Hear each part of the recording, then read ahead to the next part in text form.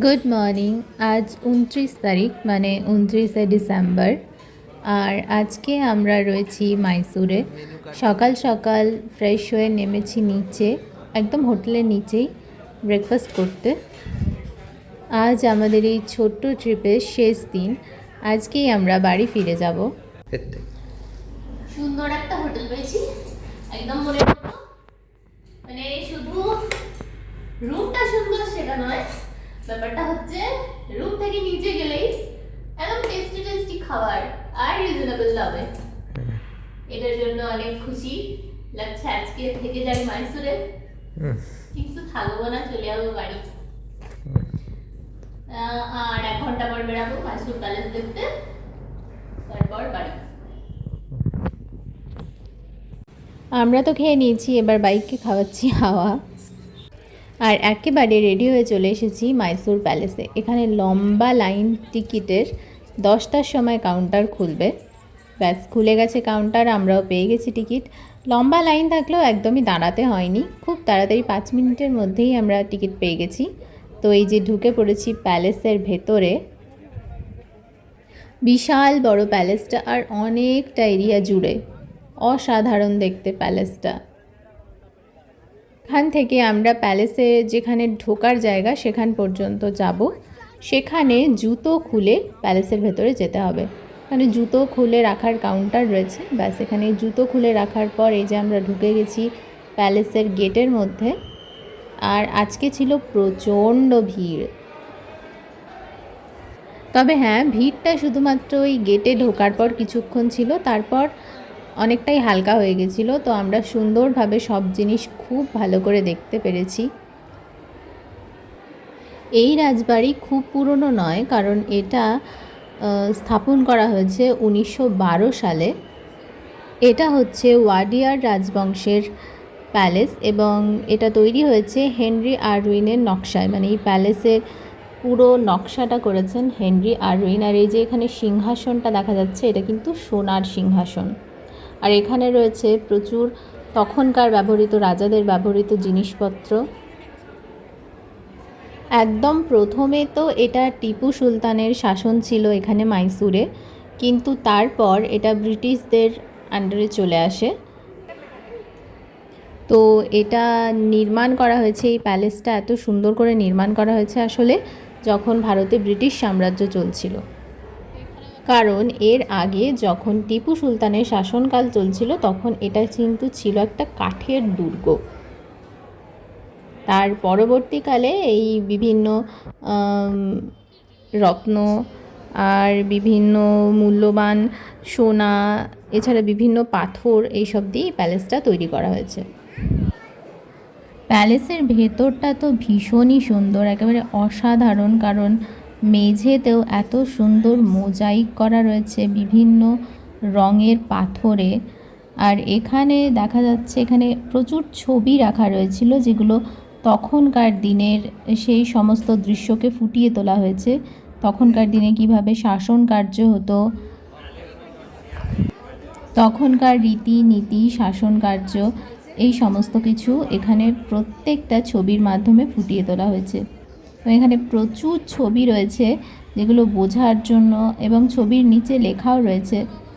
আর এই ছবিগুলো থেকেই মানে বোঝা যাচ্ছে যে সেই সময় শাসন কার্য কেমন ছিল। আর এখানে মেঝে থেকে আরম্ভ করে দেওয়ালের নকশা, সিলিংয়ের নকশা এত অসাধারণ লাগছিল দেখতে। সত্যি কথা বলতে কি, প্যালেসটাকে যদি একদম খুঁটিয়ে সমস্ত কিছু দেখা যায়, তাহলে এটা হয়তো পুরো দিন লেগে যাবে এটা দেখতে।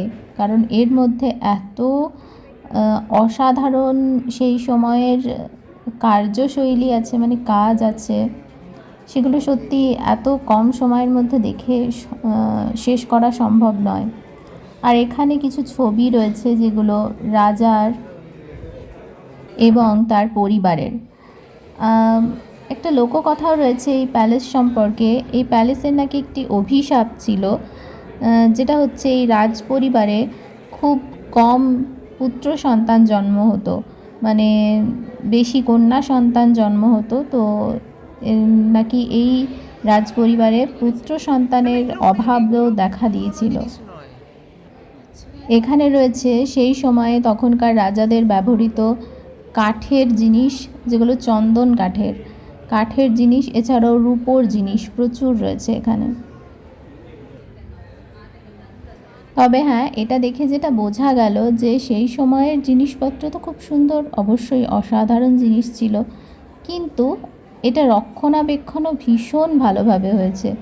আর এই এক একটা কাঠের দরজায় কাঠের ডিজাইনগুলো এত সুন্দর, মানে এত সুন্দর সুন্দর কাঠের ডিজাইন বোধহয় আমি এর আগে কখনো দেখিনি, এত সুন্দর কাঠের ডিজাইন। আর এখানে দেওয়ালের পাশে পাশে ছবিগুলোতে রাজার যুদ্ধের বিবরণ রয়েছে, যুদ্ধে যাওয়ার সেনাপতি, সেই সময়ে হাতি যেসব ছিল, যুদ্ধে ব্যবহৃত যেসব হাতি ঘোড়া ছিল সেগুলোরও ছবি রয়েছে। আর এটা হচ্ছে এই প্যালেসটা মূলত মাঝখানটা এরকম ফাঁকা জায়গা এবং চারপাশটা এরকমভাবে ঘেরা। আর এখানে সেই সময়ে রাজার সিংহাসন, যেটা পুরোটাই রূপোর তৈরি, আর রয়েছে এখানে হাতির দাঁতের সিংহাসন, এই যে সিংহাসনের ওই ওপরে রয়েছে হাতির দাঁতের কাজ। আর এই যে এই ড্রেসিং টেবিল টাইপের সেই সময়ের, যেগুলো পুরোপুরি রূপোর।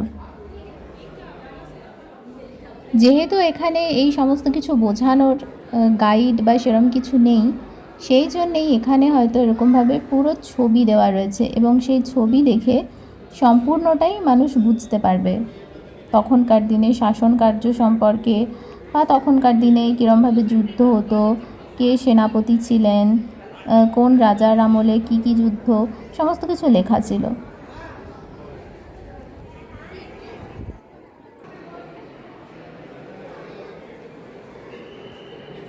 এখানেও রয়েছে সেই সময়ে, অর্থাৎ রাজার আমলে ব্যবহৃত জিনিসপত্র।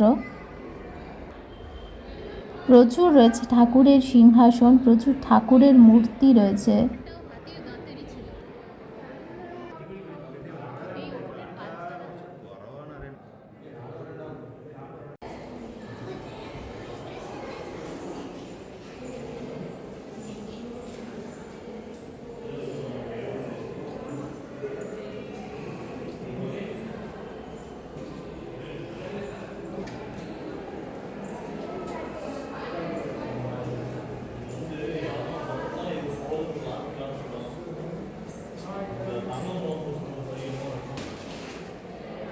এখানে রয়েছে ওয়াডিয়ার রাজবংশের রাজার একটি মূর্তি, এবং পাশে রয়েছে রাজার দেহরক্ষী।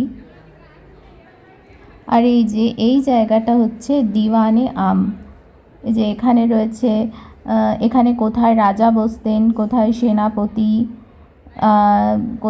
এগুলো সমস্ত কিছু, এই যে ধাপ করা রয়েছে, বসার জায়গা রয়েছে, এগুলো সমস্ত কিছু ওখানে লেখা রয়েছিল, কোথায় রাজা সেনাপতি বসতেন। এবং এই যে ওপরের সমস্ত পর্দা ঘেরা জায়গাগুলো রয়েছে, ওই পর্দা ঘেরা জায়গায় সেই সময়ের রাজবংশের মহিলারা থাকতেন। এছাড়াও এই যে ওপরে রয়েছে সেই সময়ের ব্যবহৃত ঝাড় লণ্ঠন। আমার একটা জিনিস ভীষণ ভালো লাগলো, এটা ইনগ্রেশন যেরকম করা হয়েছে, কিন্তু সেই সময়কার জিনিসপত্র ঠিক সেই সময়কার মতো রেখেই করা হয়েছে। এই ঝাড় লণ্ঠনগুলোর কিছু কিছু অংশ ভেঙে গেছে, কিন্তু ওগুলোকে ওরকমভাবেই রাখা হয়েছে, শুধুমাত্র মেনটেন করা হয়েছে, কিন্তু বাকি ঠিক যেরকম সেই সময়কার জিনিস ছিল ঠিক সেরকমই রাখা হয়েছে। তো এতেই একটা সেই সময়কার সেই পুরনো পুরনো গন্ধ, সে একটা হিস্টোরিক্যাল ভাইবস আসছিল।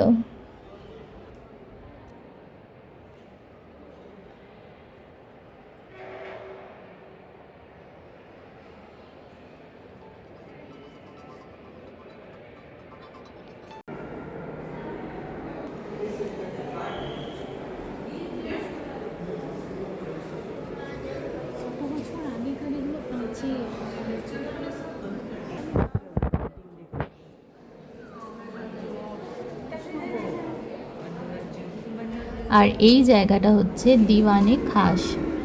এই জায়গারও কাজগুলো এত সুন্দর লাগছিল দেখতে। আর পুরো রাজবাড়ি জুড়েই রয়েছে বিশাল বড় বড় কিছু আয়না, কিন্তু বিশেষ করে এই জায়গাটার সিলিংটা পুরোটা কাঠের তৈরি। মানে সে কাঠে যে কি অসাধারণ কাজ করা, ছিল হাঁ করে উপর দিকেই তাকিয়ে থাকতে ইচ্ছে করবে।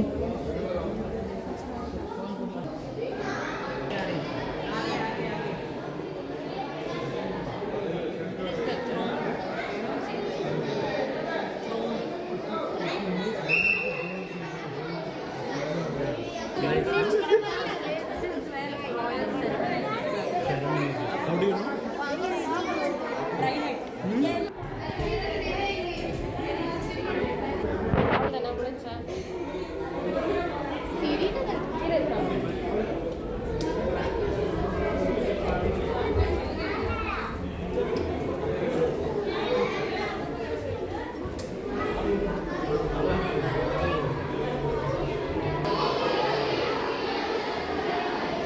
মূল রাজবাড়ির ভেতর থেকে বেরিয়ে গেছি এবং বেরোনোর পরেই এখানে রাখা রয়েছে সেই সময়ে যেসব যুদ্ধের হাতি ঘোড়া ব্যবহার হতো, সেই তাদের যে গয়না ব্যবহার হতো সোনার, সেই সমস্ত কিছু।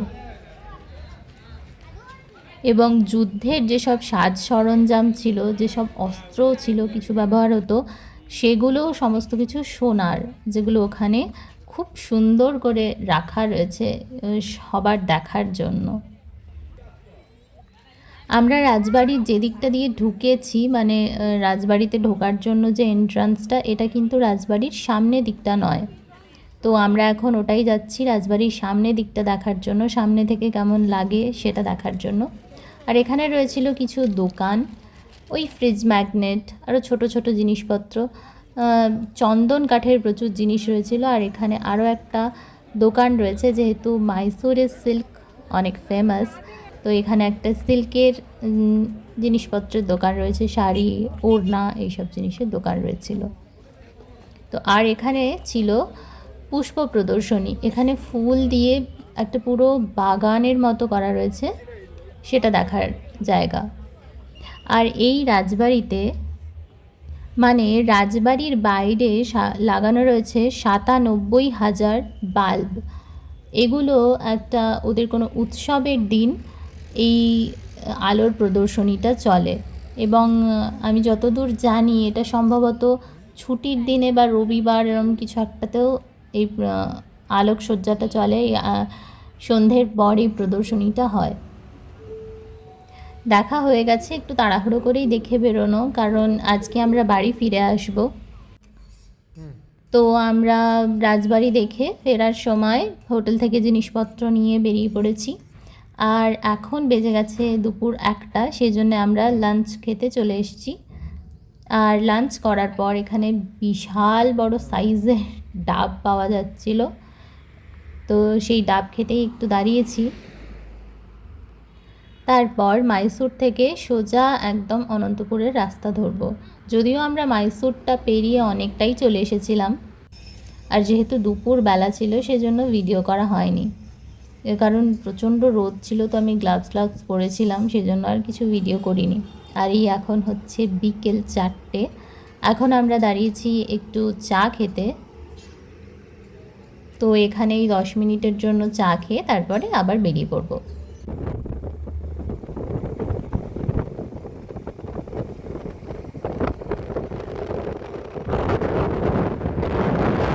যে সামনে যেটা রয়েছে একটা বিশাল আকৃতির পাহাড়ের মতো, এটা একটা পাথর, দেখে যেন মনে হচ্ছে দানব দাঁড়িয়ে আছে সামনে। তো এটা হচ্ছে মধুগিরি, যেটা কর্ণাটকে অবস্থিত, যা এশিয়ার সবচেয়ে বড় মনোলিথিক রক, মানে হচ্ছে এক প্রস্তর শিলা, মানে একটাই পাথর। এখানে মধুগিরি ফোর্টও রয়েছে, যেটা অনেকেই দেখতে আসেন, তো আমাদের আজকে আর সম্ভব নয় যাওয়া। চলে এসেছি বাড়ির একদমই কাছে, এখান থেকে বাড়ি ওই প্রায় 1-1.5 কিলোমিটার মতো হবে। তো রাতের খাওয়া দাওয়া সেরে তারপর বাড়ি ফিরব। আর ঠিক যেমন প্রথম দিন আম্বেদকর ফ্লাইওভারে থেকে উঠে গেছিলাম, আজকেও আম্বেদকর ফ্লাইওভারে উঠে বাড়ি ফিরছি। তো এখন প্রায় 11:30 বাজতে যায়, তো আমরা এখন ফিরেছি বাড়ি। তো আজকের মতো ভিডিওটা এখানেই শেষ করছি। ভালো লাগলে একটা লাইক আর প্লিজ চ্যানেলটা সাবস্ক্রাইব করে পাশে থেকো। আজকের মতো টাটা, প্রচণ্ড টায়ার্ড।